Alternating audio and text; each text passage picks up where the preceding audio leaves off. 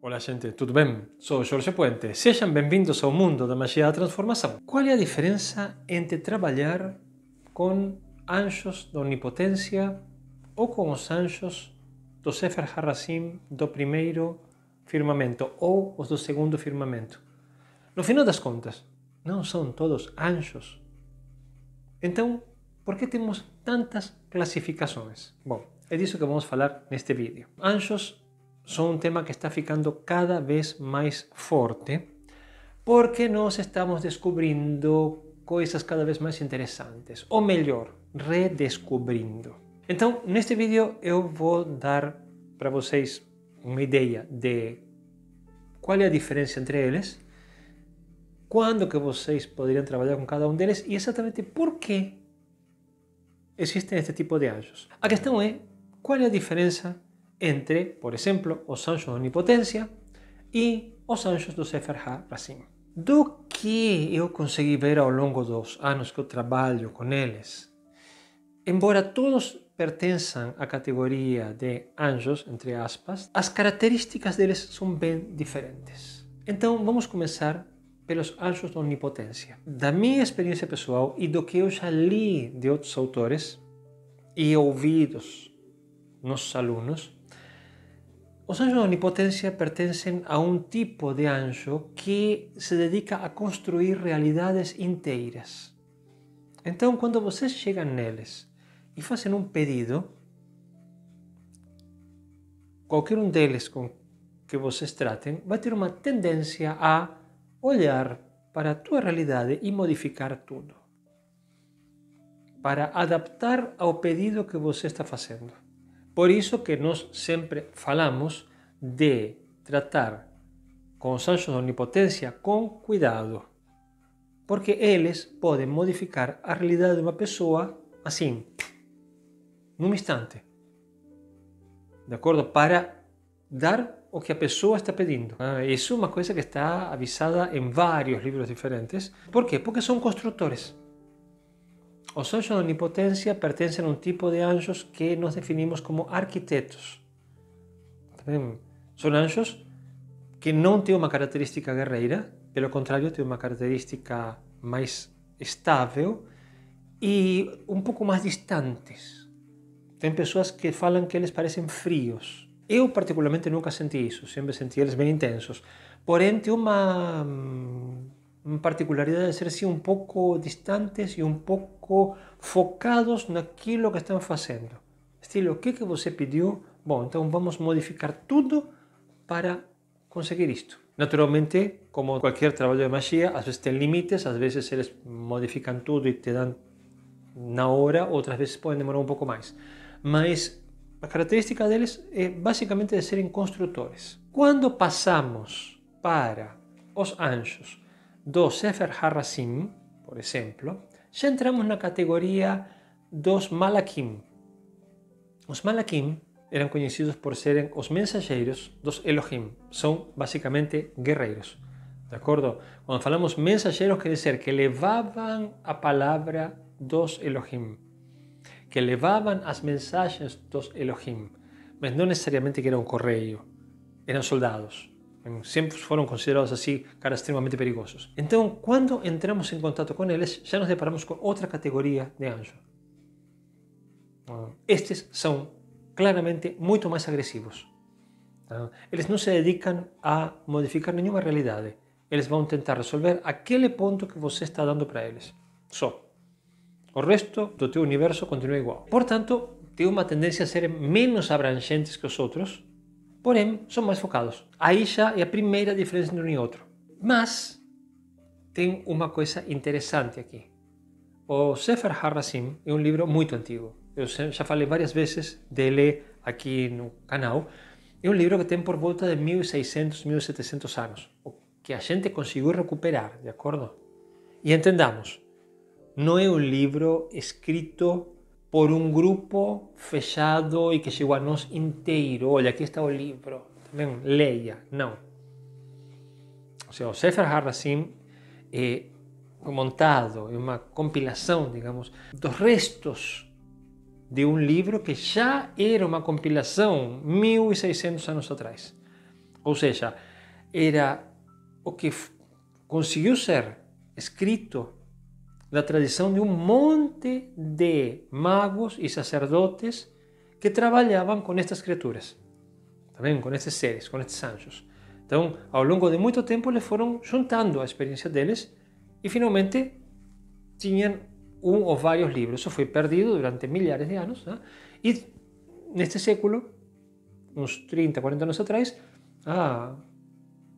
foi recuperado, pedaço por pedaço, literalmente. Então, digamos, todo o material que está lá dentro não é uma coisa uniforme, criada por um único grupo de pessoas e tudo estruturado. Não. É a experiência acumulada de gerações de rabinos e magos. Então, naturalmente, tem coisas que às vezes são controversas, mas clarissimamente descreve Malaquim, guerreiros, anjos poderosíssimos, de acordo? E descreve 7 níveis, 7 firmamentos, que ele chama, onde estes anjos estão. E as características mudam de um para outro. Como nós estamos trabalhando nos nossos cursos com os anjos do primeiro firmamento e do segundo firmamento, é basicamente deles que eu vou falar. Mas isso pode se estender depois para outros, né?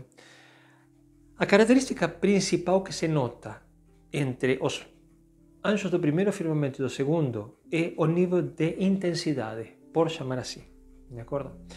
Ou seja, quando nós estamos trabalhando com os anjos do primeiro firmamento, temos 7 acampamentos que abrangem um monte de coisas, de acordo? Desde cura, passando por ataque, leitura dos sonhos, defesa na parte física, defesa na parte espiritual, enfim, de tudo. Eles podem fazer tudo, basicamente, como qualquer anjo pode fazer qualquer coisa. Embora, aparentemente, cada grupo tem uma especialidade, de acordo? Mas já sabemos que, às vezes, eles podem fugir da especialidade e fazer outras coisas. Então, em primeira instância, nós poderíamos trabalhar com qualquer um dos 2 firmamentos. O segundo firmamento também tem 12 níveis com anjos que fazem de tudo, desde cura, passando por amor, ataque, etc. Onde está a diferença, então? Bom, do primeiro firmamento para o segundo é visível o aumento de violência. Os anjos do segundo firmamento são claramente guerreiros, muito mais intensos e muito mais violentos que os do primeiro.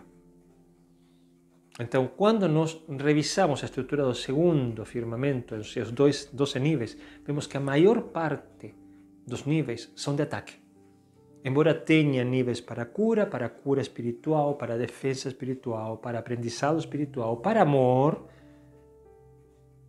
grande parte do resto é todo ataque, tá? De diferentes formas. Então, é um firmamento para guerreiros. Até o amor lá dentro é visto de uma forma muito mais agressiva, muito mais conquistadora do que os anjos do primeiro firmamento. Então, se eu tivesse que marcar uma diferença entre os 2 firmamentos, eu diria o seguinte: o primeiro firmamento é de anjos mais tranquilos, mais calmos. Podem ser agressivos, sim. Por exemplo, Tiagrach, no segundo acampamento, é conhecido por ser extremamente violento. Agora, no segundo firmamento, todos os anjos são agressivos. Isso marca uma diferença muito grande. Bom, com isso espero ter definido um pouco qual é a diferença entre os 3 tipos de anjo. De acordo? Agora vamos ao seguinte: quando que a gente usaria cada um? Para isso não tem uma receita fixa, não tem uma definição. O que eu acho mais fácil nesses casos é: que tipo de trabalho você tem que fazer? Você quer construir algo a longo prazo, algo muito mais estruturado? Vai para os anjos da onipotência. Você quer uma solução mais rápida, algo mais pontual? Usa o primeiro firmamento do Sefer HaRacim. Você quer algo mais agressivo? Você precisa atacar, ganhar uma batalha? Vai para os anjos do segundo firmamento. Mas isso é uma forma de ver, de acordo? Porque basicamente todos eles podem fazer tudo. Então chegamos a uma segunda definição que eu acho mais prática, que é a que eu uso. Usem o grupo de anjos que mais se identifique com vocês. Assim de simples. Com que anjos vocês se sentem mais cômodos? Com anjos mais calmos? Com anjos que constroem? Ou com anjos que atacam? Com que energia vocês se sentem mais cômodos? Utilizem esse grupo. Não que não possam utilizar os outros. Eu recomendo conhecer todos. De acordo? E, se possível, trabalhar com todos. Só que a gente sabe que no final vai terminar se identificando com um grupo mais que com outros. Então, vejam qual grupo vocês se sentem mais cômodos. Com qual grupo vocês se sentem melhor para trabalhar. Com quem que vocês se identificam? Pensem nisso. E aí vocês vão saber com que grupo trabalhar. Preferencialmente, porque como eu falei, eu vejo os meus alunos, geralmente eles conhecem todos, mas a gente sempre tem uma queda por um deles. Tá bem? E agora vem a pergunta do $1.000.000. Mas por que tem estes anjos agressivos e violentos? Bom, gente, nós temos que entender que estamos trabalhando sobre material que foi criado milhares de anos atrás, ou pelo menos centos de anos atrás. E quando falo de alguns que estou estudando agora, que foram escritos de repente 1000 anos atrás, temos que entender que muito do que foi escrito naquela época já existia na tradição oral, tanto que está muito incompleto. Por quê? Porque era passado verbalmente do mestre para o discípulo, até que alguém escreveu, de acordo? Ou seja, que a gente não sabe onde se origina esse conhecimento, mas muito possivelmente milhares de anos atrás. Se nós retrocedemos na cultura judaica, nós vamos ver que uma coisa que não existe nela é o conceito de demônio. Tem uma frase muito interessante, não me perguntem agora exatamente onde está, porque não me lembro em que ponto no Antigo Testamento está, mas acho que está no Gênesis em algum ponto, que diz assim: o bem e o mal provém de Yahvé. Ou seja, naquela época, os antigos hebreus, os antigos judeus, não tinham necessidade de Lúcifer. Lúcifer, já falei 1000 vezes, né? É uma criação da Igreja Católica. É necessário um adversário para enfrentar o Deus único. De acordo? Não que Lúcifer não exista, mas digamos, esse conceito que nós temos dele é criado por volta do ano 1500. Isso está muito bem explicado no livro de Theodore Rose, Lúcifer e os Demônios Ocultos, e na obra de Mauro Bellino. Primeiro são criados o conceito de demônio, como se conhece agora, e depois os chefes dos demônios, de acordo? Não que não existam os chefes, mas no conceito que os cristãos entendem. Antigamente isso não existia. Então, toda a magia, toda a energia, todos estes seres pertenciam a uma categoria, os Malaquim. Os Malaquim que tinham que dar conta de tudo. Porque não existia o conceito de demônio. Então, se um mago antigo tinha que chamar um ser para cortar a cabeça de uma pessoa, um mago hebreu, entendamos, também, por mais que entre aspas estavam proibidos entre eles, sempre existiram, não ia chamar um demônio. Nunca ia pensar nisso. Como ia chamar alguém contrário ao Deus deles? Impossível. Tinha que ser alguém que estivesse dentro da mesma vibração, que estivesse dentro daquele grupo, e portanto chamaria um Malaquim. E aí que está, por exemplo, Tiagrach. E aí que está, por exemplo, o terceiro nível, os anjos do tormento. Por isso que temos anjos que são maravilhosos e anjos que são terríveis. Porque esses magos antigos trabalhavam exclusivamente com esta categoria, ou seja, esta categoria de seres tinha que ter todos os seres necessários para poder trabalhar. Porque o bem e o mal provinha da mesma fonte. É por isso que temos tantos tipos de anjos diferentes. E, para encerrar o vídeo, vou dar uma ideia para vocês. Se vocês pensam que os anjos acabaram por aqui, com o que nós estamos falando aqui, primeiro firmamento, segundo firmamento, até o sétimo, um livrinho por aqui, não. Estamos descobrindo cada vez mais, e anjos cada vez mais poderosos. Então, neste momento, este tema é fantástico, porque nós estamos descobrindo toda uma série de poderes através destes anjos que a gente nem imaginava, e que agora estão vindo à tona. Estamos recuperando esse conhecimento. Então, podem se preparar que daqui a futuro vamos ter mais coisas e o mundo dos anjos vai aumentar. Por que isto é interessante? Porque tem pessoas que gostam de trabalhar com anjos. E nós até agora sempre trabalhamos com a ideia de anjos boazinhos. Nós estamos descobrindo agora que tem anjos extremamente poderosos e que podem marcar com uma força muito grande também o território deles. Então, como disse, se preparem porque vai ter mais coisas, estamos descobrindo cada vez mais material antigo e está chegando cada vez mais informação. Então, as coisas vão começar a ficar cada vez mais interessantes. Bom, gente, com isso eu espero ter dado para vocês a resposta. Que me fizeram a pergunta: qual é a diferença de trabalhar com cada um deles? Bom, essa é a resposta. Como falo sempre, obrigado por estar aqui comigo, dividindo todos estes temas.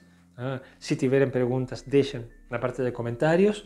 Vamos ir falando delas em outros vídeos. Não esqueçam de se inscrever no canal, apertar a campainha para ficar por dentro de todas as novidades. Sempre temos novidades. Se a Deusa e o Deus estão de acordo, eu me encontro com vocês no próximo vídeo ou em algum podcast por aí. Também, como sempre, um grande abraço a todos.